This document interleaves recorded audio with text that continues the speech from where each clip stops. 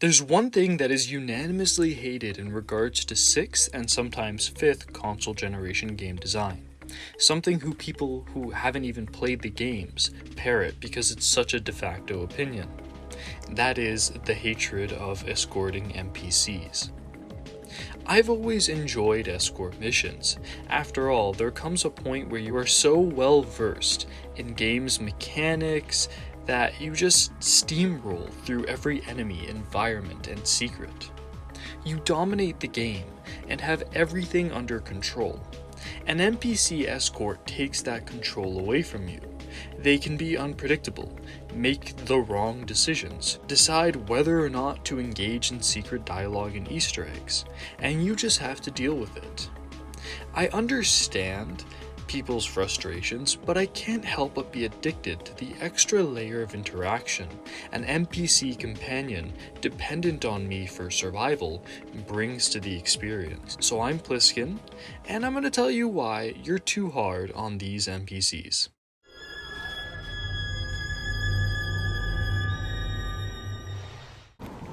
Ta-da! As a character, I feel Emmerich has so much more to offer.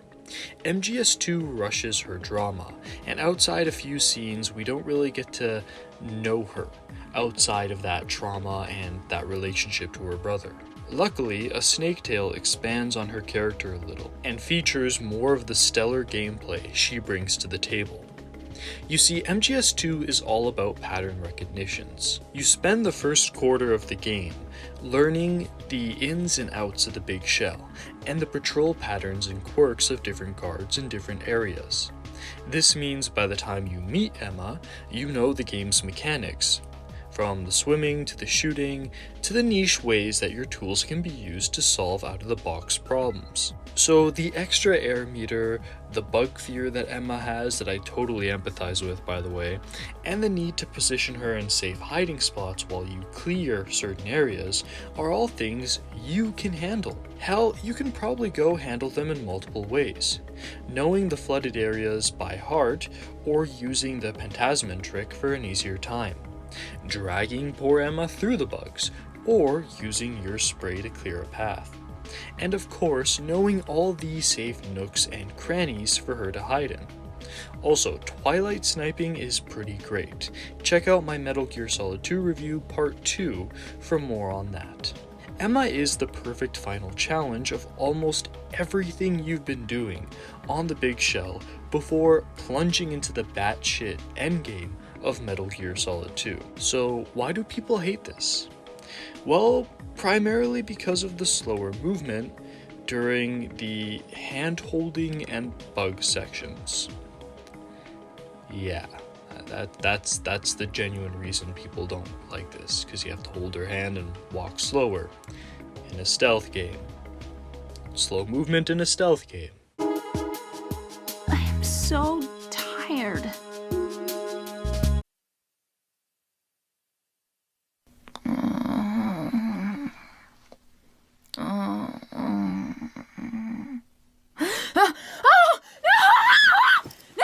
I am among those to critique Silent Hill 4.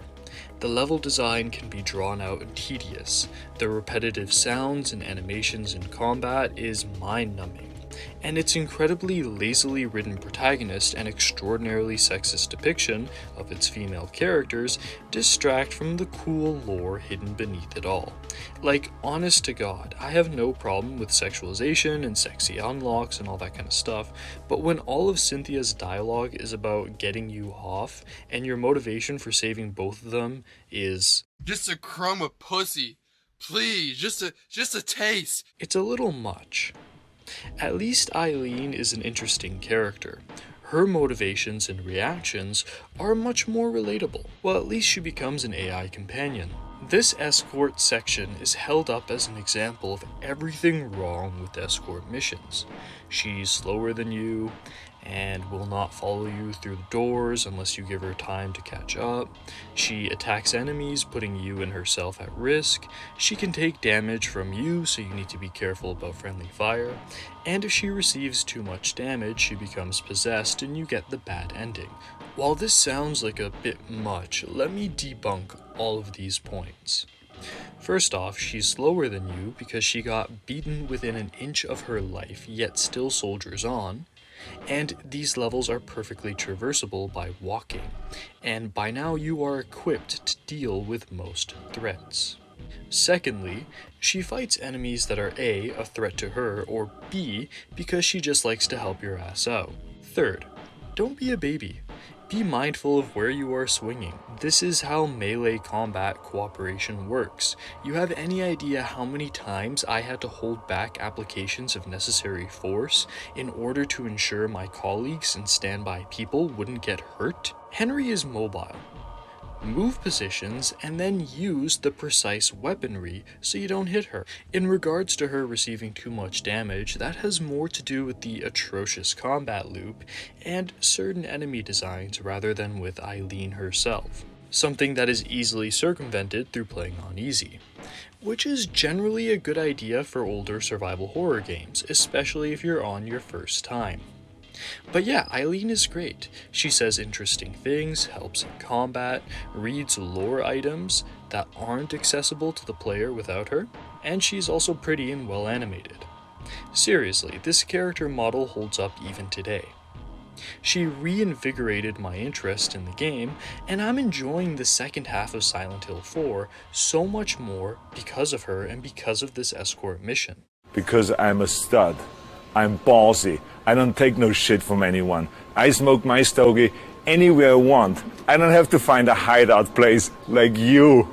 The most overhated escort character is without a doubt Ashley Graham. Thing is, she is the best implemented escort character I have ever experienced. Much better, on a mechanical level at least, than the remake Ashley. Ashley is fragile. She has her own upgradable health bar, giving longevity to the relevance of the yellow herb. Enemies will target her, not just to pick her up and take her away, but they will straight up try to kill her. Not knock her down into a vulnerable state.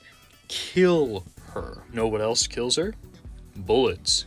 Your bullets. A single round is enough to put her in the dirt, making moments where you have to shoot around her incredibly stressful. And she is always calling for help.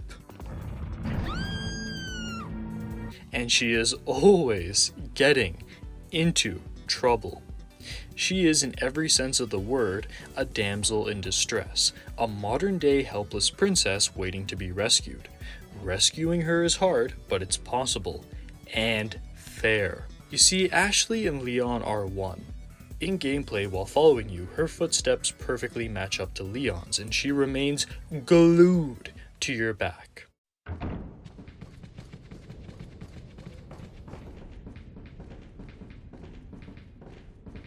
No wandering off into danger or waiting outside save rooms in the rain. She is never in the way unless you are not aware of your surroundings and fail to mount a secure firing position and get overwhelmed or ambushed from behind. If an area is too dangerous, you can have her wait or hide. You are in full control of the situation. The only times Ashley is not under your direct control is during scripted story sequences. Every time something like this happens, you should have the necessary weapons to deal with it. It's always fair because the game is balanced around Ashley and protecting her. I honestly have never understood the hate. I love her and I love her big ears. Chico, calm down. Calm down. Don't fight it.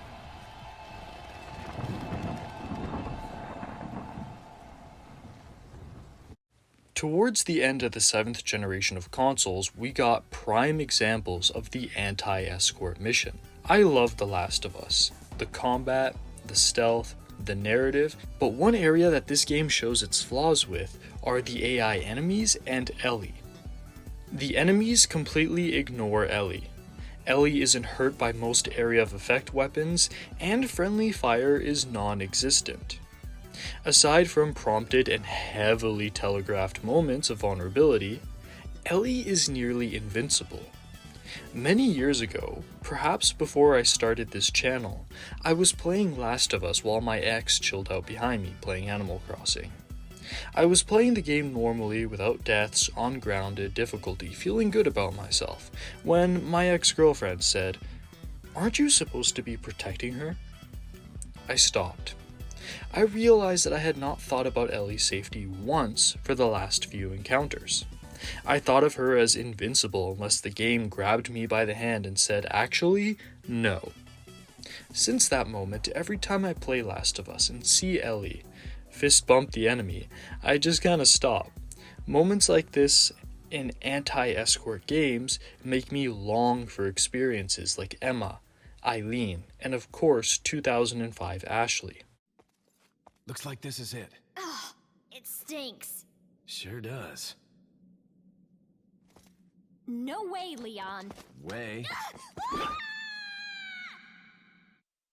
Now, before wrapping this up, I do want to mention it is possible to switch up the escort AI dynamic without completely bastardizing it. Haunting Ground is a game where, for the most part, you are the Ashley Graham. You have to run, hide, and throw things at your enemies. You cannot fight. Luckily, you have your own Leon Kennedy. No, not him. Him. Huey is your fluffy companion that you order around during combat while you do the running, hiding, and maybe helping in the ways that an escort usually would. It's really cool, and I've made tons of videos on this that you should check out.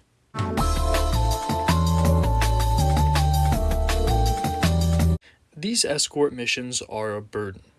The challenge, the lack of control, and the natural frustrations of having to cooperate are hard to bear. However, there is a joy to this burden. Your companion saves your ass. They'll provide a refreshing conversation, and unique gameplay experiences follow them wherever they go. Emma is fun, and I wish we got to know her better. Eileen is beautiful, brave, and turns dull horror environments into cool, down-to-earth moments. And Ashley plays a big role in why Resident Evil 4 was iconic enough to get a remake in the first place. And she honestly deserves so much more than hate and ridicule. They all do. But what are your thoughts on escort missions? Do you hate these things? Do they bother you? Or do you low-key like them? Let me know down in the comments below. Anyways, guys, this has been Bliskin, over and out. This is Solid Snake. Hey, subscribe to Pliskin Boy. God damn it. You heard him.